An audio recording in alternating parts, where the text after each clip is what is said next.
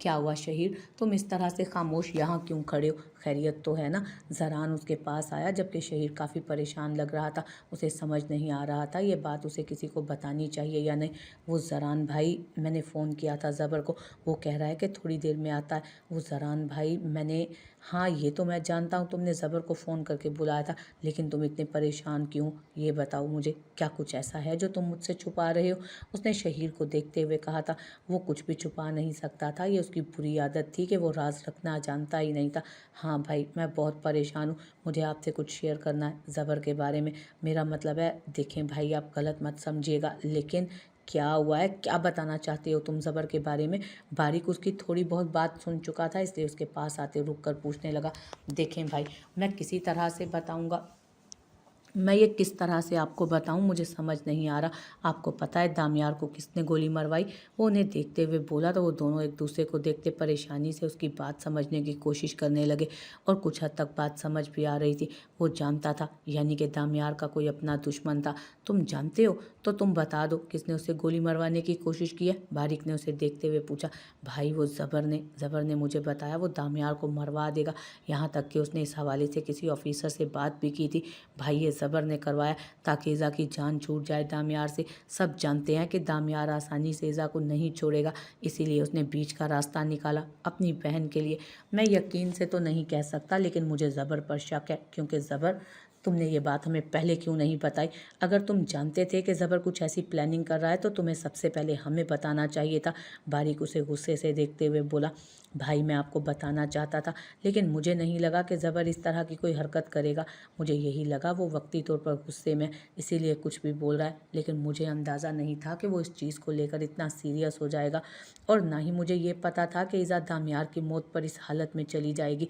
मैंने ज़बर को बुलाया, वो थोड़ी देर में आ रहा है, आप लोग खुद उससे पूछ लीजिएगा।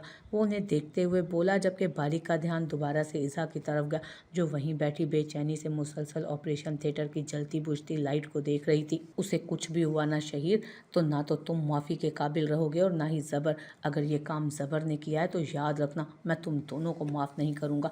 वो गुस्से से कहता वापस ईज़ा की तरफ चला गया। वो बेशक दामियार से नफ़रत करता था, बेशक उसकी शक्ल तक नहीं देखना चाहता था, लेकिन ईज़ा की आंखों में कभी उन चारों भाइयों की वजह से आंसू आए, ये चीज़ भी वो बर्दाश्त नहीं कर सकता था। वो अपनी बहन की खातिर जान देने का हौसला रखते थे, लेकिन उस बहन की सारी खुशियाँ लूट लेना नाकाबिले माफ़ी था। डॉक्टर दामियार की हालत कैसी है? ऑपरेशन खत्म हुआ तो बारीक तेजी से डॉक्टर के पास गया था। देखें, हमने ऑपरेशन करके गोली तो निकाल दी है, लेकिन अब तक इनकी जान खतरे में है। दुआ करें कि 48 घंटों में इन्हें होश आ जाए। अगर इन्हें होश नहीं आया तो मसाले वाली बात हो सकती है। हमने अपनी तरफ से पूरी कोशिश की है, अब आप खुदा से दुआ करें। डॉक्टर उनसे कहते हुए आगे बढ़ गया, जबकि वो दोबारा ईज़ा के पास आकर बैठ गया। ऑपरेशन हो गया है, डॉक्टर ने गोली निकाल दिया, बस अब उसे होश आ जाए तो सब ठीक हो जाएगा। परेशान मत हो, सब कुछ ठीक हो जाएगा। वो उसका चेहरा अपने हाथों में थामते उसे समझा रहा था, जिसने रो रो कर अपनी आंखें सुझा ली थी। अपनी बहन की यह हालत बारीक से तो क्या, शहीर और जरान से भी नहीं देखी जा रही थी। और अगर अपनी बहन की इस हालत का जिम्मेदार था तो ज़बर था, और अगर वो इसका जिम्मेदार हुआ तो वो मुसलसल दुआ कर रहा था कि ये सब कुछ ज़बर ने ना किया। दामियार जैसा भी इंसान हो, ज़बर को उसकी ज़िंदगी छीनने का कोई हक नहीं था। ज़बर का गुस्सा, उसकी नफ़रत, सब कुछ अपनी जगह, लेकिन उसे इतना तो होश रखना चाहिए कि वो उसकी बहन का शोहर है, और अब ईज़ा और दामियार का रिश्ता बहुत आगे निकल चुका था। ईज़ा मोहब्बत करती थी दामियार से, उसे अपने शोहर के रूप में कबूल कर चुकी थी वो, अब उसे ऐसा करने का कोई हक नहीं था। वो एक दफ़ा तो अपनी बहन के बारे में सोचता। वो जितना ज़बर को सोच रहा था उसे उतना ही गुस्सा आ जा रहा था, और सबसे हैरान कुन बात यह थी कि वो अब तक नहीं पहुंचा था। हालांकि शहीर ने तो कहा था वो आने वाला है। ईज़ा को दिलासा देते वो मुसलसल ज़बर के बारे में ही सोच रहा था।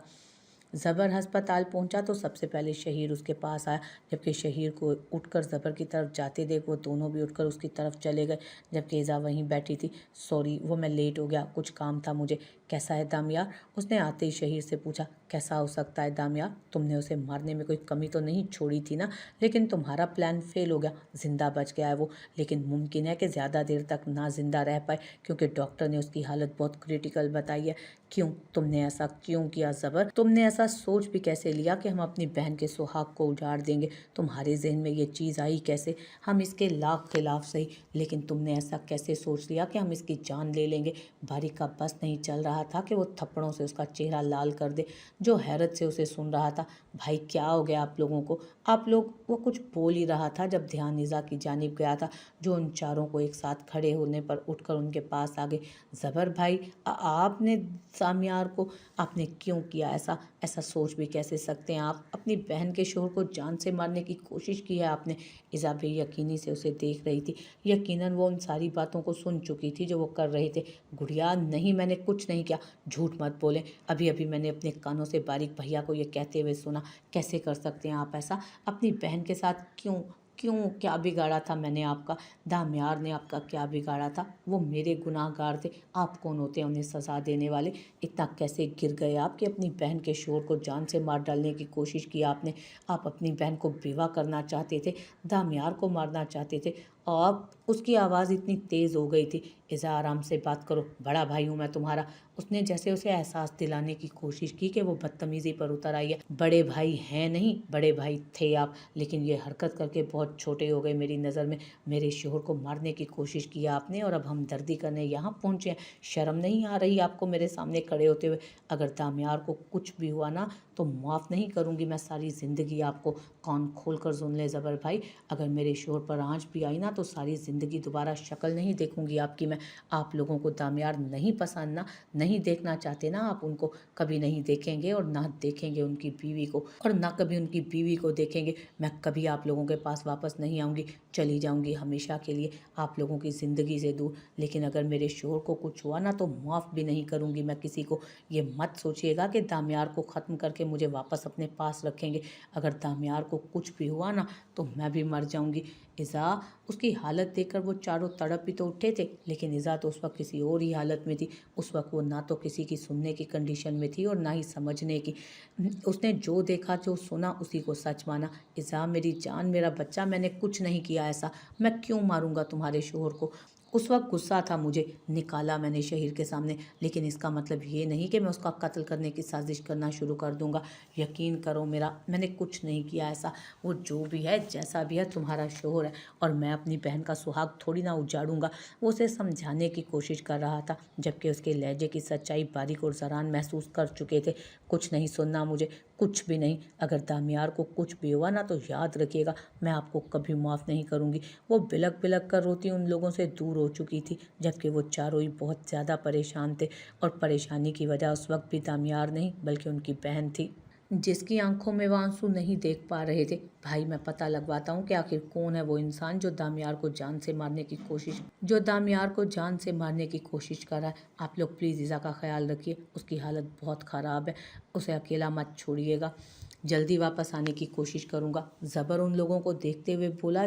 वो इस केस के बारे में बहुत सी मालूमात हासिल कर सकता था, इसलिए उसे किसी ने भी नहीं रोका था। वो लोग भी जानना चाहते थे कि दामियार का ऐसा कौन सा नया दुश्मन निकल आया जो उसकी जान का दुश्मन बन गया। पहले ना सही, लेकिन अब उन लोगों को दामियार की परवाह करनी थी, क्योंकि अब वो ईज़ा का शोहर ही नहीं बल्कि उसकी मोहब्बत भी था, और वो ईज़ा और दामियार को किसी गलत तरीके से अलग नहीं करना चाहते थे। वो उसके सामने दामियार की हकीकत बयान करके उसे दामियार से अलग करने वाले थे, कोई साजिश या गेम खेल कर नहीं। इज़ा प्लीज़ घर चलो, तुम्हारी हालत बहुत ख़राब है बच्चे, यहाँ पर रहने से तुम्हारी हालत मज़ीद ख़राब होगी। बारिक उसे समझाते हुए उसके पास आ बैठा, जबकि वो नाराज़गी से उससे चेहरा ही फेर गई। आप लोगों को मसला हो रहा है यहाँ रहने से तो चले जाएं यहाँ से, मैं किसी को यहाँ रुकने के लिए नहीं कहूँगी। मैं अपने शोहर के लिए अकेली ही काफ़ी हूँ, आप लोग यहाँ से चले जाएं, मैं अकेले सब कुछ हैंडल कर लूँगी। वो उनसे बोलती हुई चेहरा फेर गई, जबकि वो लोग परेशान थे उसके लिए। इज़ा शहीर को सिर्फ एक गलत फहमी हुई थी, उसने ऐसा कुछ नहीं किया। उसे दामियार पर गुस्सा था, उल्टा सीधा बोल दिया होगा। इसका मतलब ये नहीं है कि उसने दामियार को मारने की कोशिश की है। हमें गलत फहमी हुई है, उसने कुछ नहीं किया और ना ही कुछ करेगा। वो तुम्हारे लिए अहम है तो हम सब के लिए भी अहम है। डोंट वरी, उसे कुछ भी नहीं होगा। तुम घर जाओ, मैं और ज़रान यहीं पर है। अपना ख्याल रखो मेरी जान, हम यहीं रहेंगे, दामियार का ख्याल रखेंगे हम। वो उसे समझाते हुए बोल रहा था। मुझे किसी पर भरोसा नहीं, भाई आप लोग प्लीज़ जाएं यहाँ से। वो बहुत ज़्यादा जज्बाती हो रही थी, जबकि वो उसे अकेले छोड़ने की कंडीशन में हरगिज़ ना थे। हम लोग कहीं नहीं जाएंगे ईज़ा, तुम्हारे पास यहीं रहेंगे, तुम्हारे साथ। हम लोग कहीं नहीं जाएंगे ईज़ा, तुम्हारे पास यहीं रहेंगे, तुम्हारे साथ। तुम्हें अकेले छोड़कर जा नहीं सकते हम, तुम्हें सिर्फ गलत फहमी हुई है और कुछ नहीं। वो उसकी गलत फहमी दूर करने की कोशिश कर रहा था, लेकिन इज़ा तो शायद उस वक्त कुछ सुनना ही नहीं चाहती थी। इज़ा ज़बर की तरफ देख तक नहीं रही थी। ज़बर पहले यहीं पर था इज़ा के पास, लेकिन ना तो इज़ा उससे बात कर रही थी और ना ही उसकी बात सुनने को तैयार थी। इसी वजह से ज़बर इस केस की तफ्तीश के लिए निकल गया। वो जानना चाहता था कि दामियार पर गोली किसने चलाई, और यकीनन अब वो ये जाने बगैर वापस नहीं आने वाला था। वन्नो मोता मरेओ। जबकि इज़ा का कहना था कि बाकी सब लोग भी चले जाएं, वो अकेले सब कुछ हैंडल कर लेगी। उस वक्त वो गुस्से में थी और गुस्से में कुछ भी बोल रही थी, लेकिन वो सारे ही उसे हैंडल करना बहुत अच्छे तरीके से जानते थे। बस अब दामियार को होश आए तो ही उन्हें सुकून आना था। डॉक्टर ने आने वाले 2 दिन बहुत खतरनाक बताए थे।